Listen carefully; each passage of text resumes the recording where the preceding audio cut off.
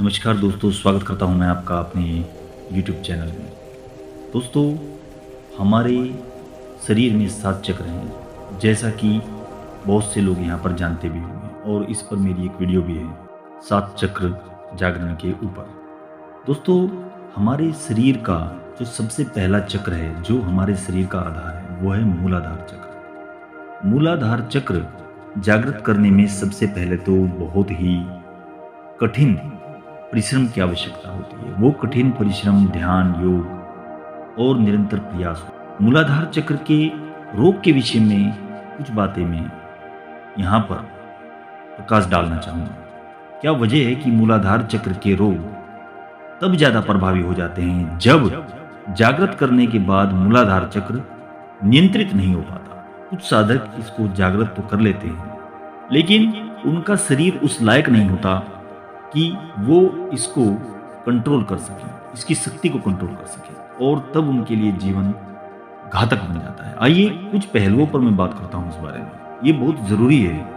ये मूलाधार चक्र वैज्ञानिक रूप से भी, वैज्ञानिक दृष्टिकोण के अगर तौर पर इसको देखें तब भी ये बहुत ही महत्वपूर्ण है। निसंदेह शरीर में जो 7 चक्र हैं, अगर वे जागृत हो जाए तो मनुष्य को असीम शक्तियाँ प्राप्त होती हैं।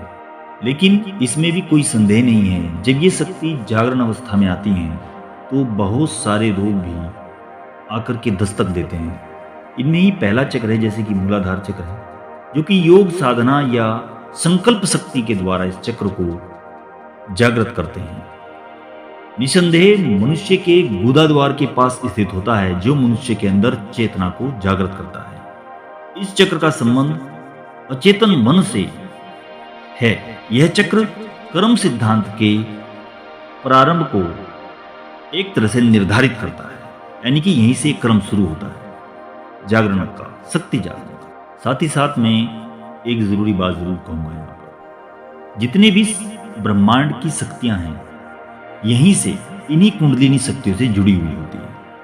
यही ऋषि मुनियों का ज्ञान है, और अगर आप इसकी गहराई में जाएंगे तो यही पाएंगे।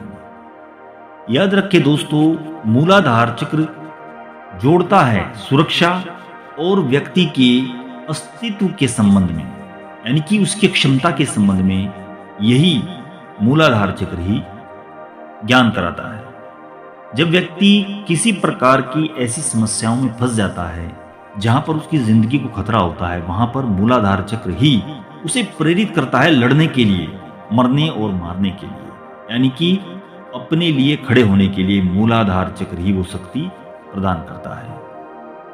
और मनुष्य की यौन क्रिया भी ये प्रेरित करता है। जनन क्रिया इसी चक्र से संचालित होती है। मूलाधार चक्र, जैसे कि पहले भी इस पर मैंने एक वीडियो बनाई थी, इसका जो रंग है वो लाल रंग होता है। यह 4 पंखुड़ियों वाला कमल है।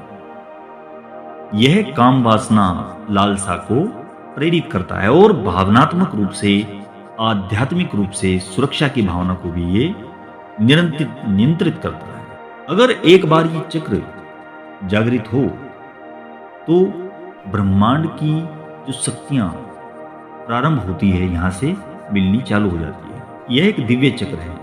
मनुष्य की चेतना इसी चक्र में निहित होती है। याद रखें दोस्तों, जीवन में भोग, संभोग और निंद्रा अधिक मात्रा में अगर आती है तो इसी की वजह से होती है। एक बात और, जो बहुत ही नॉर्मल सा कोई व्यक्ति है, मनुष्य है, वो पूरे जीवन इसी चक्र में जीते रहते हैं। याद रखें दोस्तों, जो अधिकांश मनुष्य हैं विभिन्न प्रकार के ऐसे कर्म अधिक करते हैं जिनसे उनका सहस्त्र नाम होता है, जैसे योग, निद्रा, संभोग और जीवन में अधिक करते हैं। परंतु इसे जगाने पर व्यक्ति के अंदर निर्भीकता, वीरता और आनंद की प्राप्ति होती है। जैसे ही ये चक्र जागृत होता है, धीरे धीरे मनुष्य के अंदर धैर्य और संयम से काम लेने की जो क्षमता है वो बढ़ जाती है। काम, क्रोध, मोह, लोभ, भोग, संभोग पर भी इस चक्र के जागृत होने पर विजय प्राप्त होती है। लेकिन फिर भी जीवन पर्यंत मूलाधार चक्र को अगर एक सामान्य स्थिति में रहता है तो बहुत सारे रोग भी यहाँ देखने को मिलते हैं। इसमें कोई संदेह नहीं है कि यदि मूलाधार चक्र जागृत हो जाए तो बहुत सारे रोग जो पहले होते थे वो खत्म हो जाते हैं। लेकिन आमतौर पर ऐसा बहुत कम देखने को मिलता है और बहुत सारे लोग यहाँ पर आते हैं। उन पर मैं थोड़ा प्रकाश डालता हूँ। याद रखिए दोस्तों, भोग और संभोग ये एक बहुत बड़ा रीजन है। अगर मूलाधार चक्र भोग और संभोग को प्रेरित करने का काम ना करे तो तब भी काम नहीं चलता। लेकिन जब ये अवस्था अनियंत्रित हो जाती है तब यहाँ पर रोग की अवस्था बन जाती है। बहुत सारी बीमारियां भी इससे पैदा होती है। इसका एक सबसे बड़ा रीजन है, जब ये स्थिति ज़्यादा बढ़ जाती है तो ऐसा व्यक्ति बहुत ही झगड़ालू प्रवृत्ति का हो जाता है, हत्या पर उतारू हो जाता है। बलात्कार जैसे जघन्य अपराध भी वो इसी चक्र से प्रेरित होकर के करता है। इसलिए इस चक्र का नियंत्रित रहना बहुत जरूरी होता है। याद रखिए दोस्तों, मानसिक जो एक तनाव की अवस्था है, एक जो चिंता की अवस्था है, वो भी इसी चक्र के जो है वजह से होती है। व्यक्ति के अंदर अगर किसी भी प्रकार का मानसिक तनाव है या चिंता है तो उसका कारण भी मूलाधार चक्र ही होता है। जब व्यक्ति के सामने किसी भी प्रकार की विषम परिस्थिति आती है तो वह मानसिक रूप से तनावग्रस्त एकदम से हो जाता है। उसके अंदर आत्महत्या के विचार आते हैं। यही वो चक्र है जो इस चीज के लिए प्रेरित करता है। इसलिए इसको नियंत्रित रखें और काम करते रहें। और एक बात साथ ही साथ, मूलाधार चक्र ही है जिसके कारण व्यक्ति के अंदर एक तरह से निष्क्रियता आ जाती है, जिसकी वजह से व्यक्ति मन किसी भी कार्य में उसका नहीं लगता है, बल्कि हमेशा अपने आवश्यक कार्य से भी वो दूर भागने लगता है, जिसकी वजह से जीवन में बहुत सारे जो उसे अवसर मिल सकते थे, जीवन में ऐसे अवसर प्राप्त हो सकते थे, वो उसको नहीं मिल पाते हैं। ये एक बहुत बड़ी वजह है। याद रखिए दोस्तों, जिस भी व्यक्ति का मूलाधार चक्र नियंत्रित नहीं है, थोड़ा अनियंत्रित अवस्था में है, उसकी अवस्था आत्म केंद्रण हो जाती है। अर्थात मूलाधार चक्र की प्रेरणा से व्यक्ति के अंदर आत्म केंद्र की कमी पाई जाती है। हाँ, ये बात अलग है, जब जागृत हो जाता है तो उसके अंदर आत्म केंद्र बढ़ जाता है। इंसान अपने ऊपर केंद्रित हो जाता है और निर्णय लेने में ज्यादा सक्षम हो जाता है। और निसंदेह व्यक्ति ऐसा एक पहाड़ की तरह, चट्टान की तरह मजबूत हो जाता है।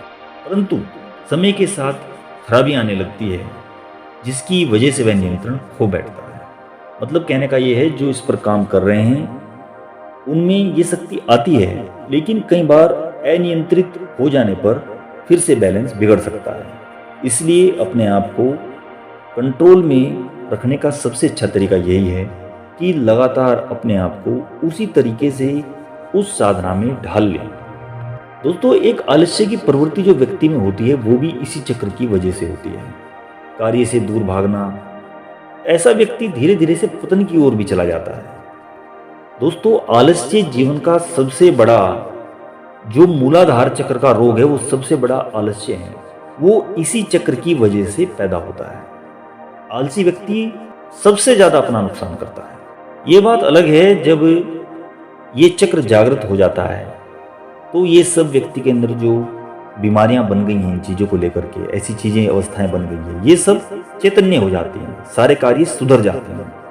धीरे धीरे अगर अभ्यास नहीं करता तो समय के साथ फिर से आलस्य और ऊपर हावी हो जाता है। कहने का मतलब ये है, कोई भी साधना हो, अगर आप मूलाधार चक्र को लेकर के प्रयास कर रहे हैं तो निरंतर प्रयास जारी रखें। ऐसे ही कोई भी काम छोड़े नहीं बीच में। देखिए, कर्म ये भी तो एक कर्म है। अगर हम साधनाएं कर रहे हैं कुछ अच्छा करने के लिए तो उसको निरंतर करते रहें। ऐसा नहीं है कि रूटीन अभ्यास आप अपना तोड़ दें, उसको करते रहें।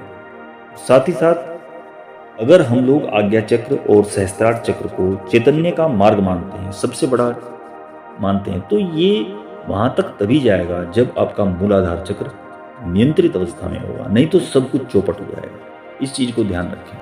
दोस्तों, मेरा मंतव्य ज़्यादा लंबी वीडियो खींचने का नहीं था, लेकिन हाँ, इतनी बात करने का ज़रूर था कि अगर आप साधक हैं तो इस चीज़ का भी ध्यान रखें, निरंतर अपना अभ्यास बनाए रखें। ओके दोस्तों, अगली वीडियो में मिलेंगे। आशा करता हूँ वीडियो आपको पसंद आएगी। निसंदेह दोस्तों, आपका प्यार अगर लाइक और शेयर सब्सक्राइब के साथ मिलता रहे तो एक उत्साहवर्धन तो होता है।